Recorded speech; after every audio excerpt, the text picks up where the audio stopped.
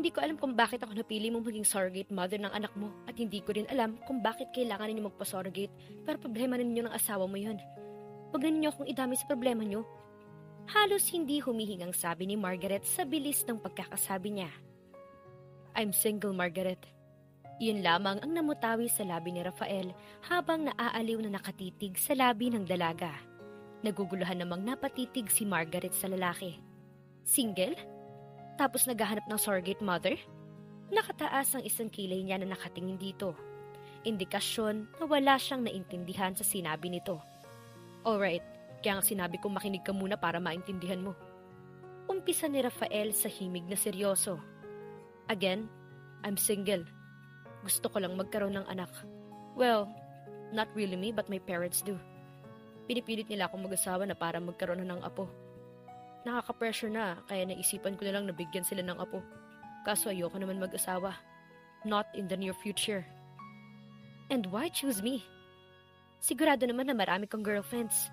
Ang mga babaeng willing gawin yun for free pa siguro. Maanakan mo lang sila. Putol niya sa sasabihin pa nito. Yeah, it's true. Maraming willing dyan. But I have reasons of why I shouldn't hire them. Bakit? Curious na tanong ng dalaga. Why? Because they like me. I'm sure they will do everything to have me. And the reason why I choose you is because you don't like me. Isang malalim at blankong titig ang ipinukol ng mga magagandang mata ng lalaki sa kanya. Wala siyang mabasa kundi parang sinasabing the feeling is mutual, Margaret. Tumangutango lang siya. That's right. You got it. Pagsang-ayon niya. Andiyan na tayo. Gets ko ng rason mo. But still, hindi pa rin ako papayag. Kung wala ka ng ibang sasabihin ay aalis na ako. Akmang tatayo na ang dalaga habang inaabot ang bag sa katabing upuan. 3 million is a lot of money. Do you think it won't help to solve your problem? Hindi pa rin ito sumusuko. Napahinto naman siya sa akmang pag-alis. Yeah, that's a lot of money. Naguguluhan na tuloy siya. Tumayo na rin si Rafael at tinawag ang waiter. Nag-iwan ito ng 1,000 at sinabayan na siyang lumabas. Pagkalabas niya, ay lumingalinga agad siya para magpara ng jeep. Ihahatid na kita sa inyo. Offer ng binata. Salamat na lang, mister. Pero may iba pa akong pupuntahan. Tanggi niya rito kahit ang totoo ay dediretso siyang uuwi ng bahay. Ang daming nangyari ngayong araw at kailangan niyang magpahinga. Magwawala na yata ang isip niya. Okay, hindi na kita pipilitin. Pero in case magbagong isip mo, let me know. Here. May inabot itong calling card sa kanya. Rafael Montemayor, CEO. Aba at mayaman palaga ito, kaya walang pakialam kung ilang milyon ang itatapon lang nito basta. Inilagay niya ang card sa bag niya at nagpaalam niya. Tiyempo naman ang pagdaan ng jeep kaya pinara na niya ito. Rojas Manong, sabi ni Margaret sa driver at sa kanilingon ang naiwang binata. Nakita niyang sumakay na rin ito sa kanyang sasakyan. 3 billion pesos? Wow! Parang isang panaginip lang na mapapasa kanya ang perang yon kung sakaling papayag siyang magbuntis sa anak nito. Well, mahirap din naman magbuntis.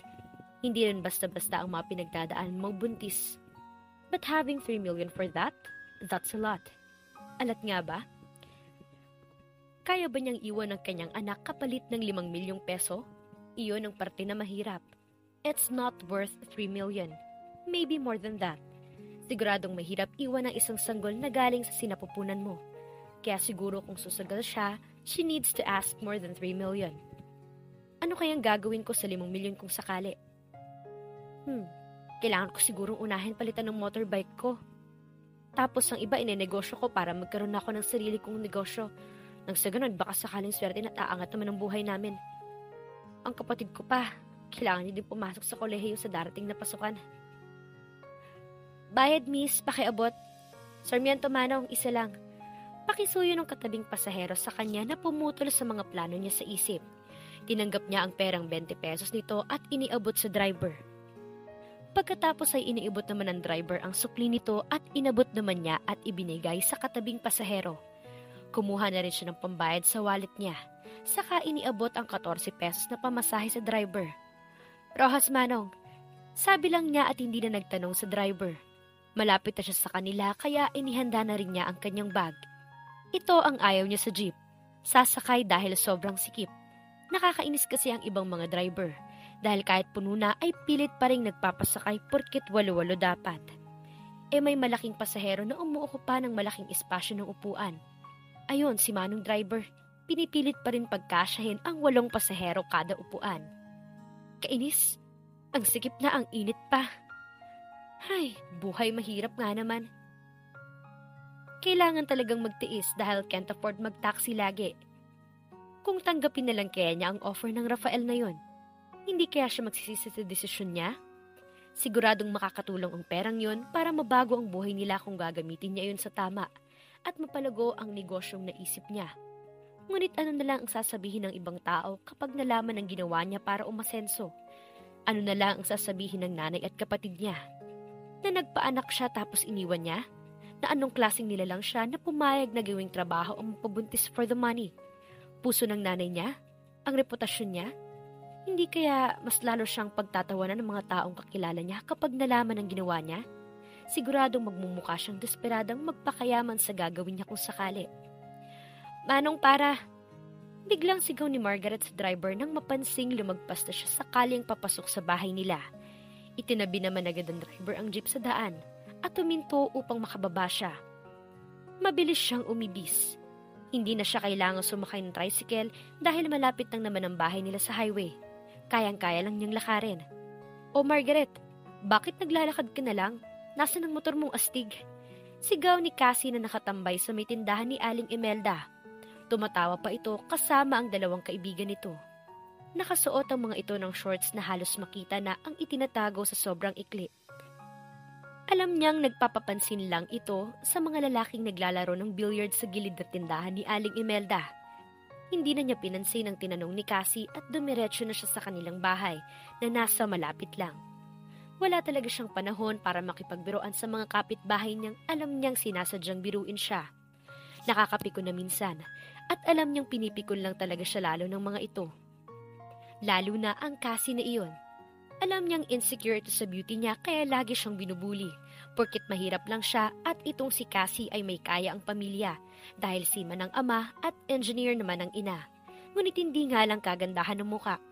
Kaya so insecure talaga. O Margaret anak, nandito ka na pala. Hindi ko narinig ang ingay ng motor mo. Hindi mo ba dala? Nagtatakang tanong ng ina sa kanya. Ay naku ma, minalas ako ngayong araw at nahuli ako ng pulis. Ayun, tinikitan ako at pinaiwan pang motor ko para siguradong tubusin ko yun. Inis na nagsusumbong ang dalaga sa kanyang ina. Naku, paano na ngayon yan? Saan ka kukuha ng perang pantubos mo? Pasensya ka na anak kung walang maitulong sa'yo ngayon. Alam niya na nahihirapan na din ito sa sitwasyon nila. Okay lang ma, kaya ko to. Ako pa ba? Malay mo, mananalo ko ng loto bukas. Instant milyonaryo na tayo. Masiglang sabi niya para mapaniwala ang ina na wala itong dapat ipag-alala sa nangyari. Baka kasi atakihin ito sa puso kung sobrang daming problemang iniisip. Adya, dagdag pa niyang nakangiti at nakakayom ang isang kamao at itinaas na parang si Darna na handang lumipad. Napangiti naman ang kanyang ina. Hindi makapaniwala si Margaret na mapapayag siya ni Mr. Montemayor na bayaran siya ng ganun kalaking halaga. Imagine 5 million? Oh my, magpapabuntis lang siya tapos magiging milyonarya na siya. Parang excited na yata siyang pubuntis agad para mapasakami na niya ang 5 milyong pera. Parang ang gaan bigla ng kanyang pakiramdam. Kabaliktaran ng nararamdaman niya kanina papunta pa lang sa opisina ni Mr. Montemayor. Parang biglang nawala ang mga bigat na daladala niya sa puso. Bigat na mga problema kung paano niya susolusyonan. Ngayon, it's all gone. She will become a millionaire. Pero paano kaya niya makukuha ang pera? Through cash? Check or bank transfer kaya? Well, kahit alin sa tatlo, basta magkapera na siya. OMG, at excited na talaga siya. Uunahin talaga niyang bumili ng bagong motor tapos kukuha na siya ng lisensya. Ipagamot niya ang kanyang ina, tapos ang matitira ay pupuhunan niya sa negosyo. Teka at magbubuntis nga pala siya. Halos 1 taon din yun. Hindi siya makapagsimula dahil kailangan niya mag-focus sa pagbubuntis. Pagkatapos na lang kaya? Ya tama, pagkatapos na lang. Ate, pahingi naman ng 200. Sabi ng istorbong kapatid niya na si Miguel sa pagdi-daydreaming niya. Nakahiga siya sa isang mahabang upuan sa kanilang maliit na sala. Pagka-uwi galing sa opisina ni Rafael ay hindi pa siya nakarating sa kwarto niya dahil dumiretso siyang humiga sa upuan at ipinagpatuloy ang pagdi-daydreaming. Well, it's not daydreaming anymore kapag natanggap na niya ang pera. Mukhang pera na kung mukhang pera. Pero kahit sino naman siguro ang makatanggap ng ganon kalaking pera ay magdi-daydreaming din. Imagine mula sa isang hamak na online seller magiging milyonarya at kapag napalago niya ang negosyo niya at mapi-feature sa mga newspaper o magazine ay siguradong ang headline ay From Rags to Riches. O diba, bongga? Ate,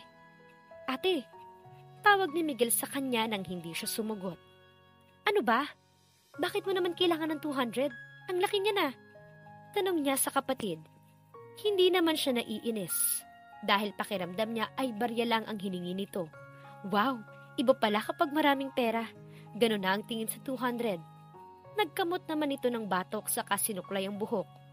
May bibilhin kasi ako pautang muna. Sige na, gusto ko lang bumili ng bulaklak at chocolate para kay Wendy. Yung kaklase kong nililigawan ko. Parang nahihiya pang sabi ni Miguel sa kanya. Grade 12 na ito kaya hindi nakapagtatakang magkakaroon na ito ng girlfriend. Sa panahon ngayon, hindi na talaga katakataka. Sus, huwag ka nang mahiya. Ito, 200. Huwag mo nang bayaran. Iusin mo lang yung pag-aaral mo kahit may girlfriend ka na ha. Kundi sisingilin ko lahat ng ginastos ko sa'yo kapag bumagsak at hindi ka nakapagtapos ng pag-aaral. Tandaan mo yan. Paalala at pananakot niya sa kapatid. Ate naman kailan ba ako hindi nag-aral ng mabuti? Always yan, may girlfriend man ako o wala. Ako pa? Pagmamayabang nito na muntik nang makatikim ng batok niya kung hindi nakailag. Tumawa lang ito at tumawa na rin siya. Oh, ano na naman yan? Tanong ng ina ni Margaret na kalalabas lang mula sa kusina. Ma, ang anak ninyo may girlfriend na. Sumbong niya sa ina nila. Ba't may papakain ka na ba sa babaeng yon? Ang bata-bata niyo pa. Paano kung mabuntis mo? Ano ipapakain mo? Ma, nililigawan pa lang ho. Hindi pa girlfriend. At totoo bang pinagsasabi ninyo? Nanliligaw pa lang yung tao, buntis agad? Dapat, sagutin na muna niya ako bago magbuntis. Depensa nito na hindi tumatawa pero nagbibiro lang. Nanlaki tuloy ang mga mata niya at ng kanyang ina. Muntik na siyang masapak ng mama nila kung hindi ito nakailag. Buti na lang, lagi siyang nanonood ng Jackie Chan, kaya magaling itong umilag. Natatawa lang ito at nagpaalam na umalis na. Naiwan sila na napapailing na lang. Oh, saan ka ba galing? Para kang nanalo ng loto Kanina pag alis mo mukha kang babaeng pasa ng problema sa buong daigdig. Tapos ngayon pag uwi mo parang nanalo ka ng loto. Nakipagkita ka ba sa iyong nobyo? May nobyo ka na no? Tanong ng mama niya sabay tukso sa kanya. Ma, wala ho akong nobyo. Magmamadre po ako. Iyon ang lagi niyang biro sa ina o sa kahit kaninong tao sa tuwing magtatanong ang mga ito kung nasaan ang nobyo niya. May nobyo na ba siya? Kailan ba siya mag-aasawa o magpapamilya? Nakakainis na minsan. Ayaw pang umamin. Nakikita ko sa mga mata mo. Nakangiti. Halatang masaya. Tukso pa rin ito. Wala nga ma. Tanggi pa rin niya. Naku ma, kung may nobyo ko ngayon, siguradong nagpapaganda na ako ngayon dahil may date ako mamaya. You know, Valentine's date. Kaso wala Walang nadapa kaya magmamadre na lang ako. Paliwanag niya sa ina na pinalamlam pa ang mga mata. Hay naku Margaret, ewan ko ba sa'yo? Ang ganda mo naman. Bakit wala kang nobyo? 23 ka na. Dapat may boyfriend ka na at nang makapag-asawa ka na. Hindi makapaniwalang saad din ng ina niya na lumakad na papunta sa kusina at iniwan siya. Hindi naman siya makapagsalita sa sinabi nito. Tama ang kanyang ina. Maganda naman siya, pero bakit wala siyang nobyo? Siguro dahil wala siyang panahon para mag-entertain ng mga manliligaw. Busy kasi siya sa paghahanap buhay. Wala naman siyang balak tumandang dalaga. Hindi pa lang talaga panahon para isipin niya ang mga bagay na ganon. Kung talagang may taong nakalaan para sa kanya, ay darating at darating iyon sa buhay niya, kahit hindi niya hahanapin. Kaya't magpapakabisi muna siya para umasenso, para magpakita na sila ng soulmate niya, successful businesswoman na siya. O diba, magiging proud na ito to have her. Sino kaya ang maswerteng lalaking makakabihag sa puso niya? Yes, maswerte talaga ito dahil milyonaryo na siya ng panahon na yon. At Dahil milyonarya na siya, siguro mga gwapo at milyonaryo na rin ang aaligid sa kanyang manliligaw. Oh my gosh, nakakakilig naman kung mangyayari iyon. Parang nanaginip na naman sa isip si Margaret. Nakapikit pa ang mga mata niya habang iniisip ang mga yon nang biglang tumunog ang cellphone niya. It's unknown number. Sino kaya to? Hindi naman siya nagdalawang isip na sagutin iyon dahil baka customer niya yon. Hello? Sino to? Bungad bati niya sa kabilang linya. I'll pick you up tomorrow morning at 9 o'clock. Boses ng lalaking pamilyar sa kanya. Rafael? I mean, Mr. Montemayor? Paniguradong tanong ni Margaret. Yes. Maiksing sagot nito. Bakit po? I mean, about ba to sa work ko? Mag-uumpisa na ba ako agad bukas? Parang nauutal na sabi niya. Ewan ba niya pero bigla siyang kinabahan. Ano pa nga ba? Sigurado ka bang handa ka na sa gagawin mo? Mukhang kinakabahan ka. Simpleng tanong nito na nagtanggal sa kaba niya at napalitan ng pagkapahiya. Gosh, ganun ba kalatang boses niyang kinakabahan? Hindi sira. Tanggi niya. Okay, see you tomorrow. Wait sir, sandali. Ano? Sir, pwede wag mo na akong sunduin. Nakakahiya eh. Ako na lang pupunta sa iyo. Suhestyon ng dalaga kay Rafael na pumayag naman agad. Ayaw niyang makita si Rafael sa lugar nila. Baka machismis na naman siya. Isa pa, ayaw niyang tatanungin siya lalo ng nanay niya. Ayaw niyang malaman nito ang ginagawa niya. Saka na siya gagawa ng storya para rito kung bakit nawawala siya ng ilang buwan. Alright, see you in my office before 9. Okay sir. Maikling sagot niya. Bago pa siya nag-goodbye at ini-off na nito ang tawag. Abat, walang puso ang amo mo Margaret. Ang sarap saktan. Sa isip-isip niya. Nanggigil siya sa pag-off ng tawag dito. Kalma Margaret. Kailangan mong habaan ang pasensya mo para sa lalaki ang taas ng tingin sa sarili. Isipin mo na lang 5 milyon. Paalala niya sa sarili. Magampanan kaya ni Margaret ng maayos ang kanilang kasunduan? At dito na po nagtatapos ang kabanata ng ating kwento.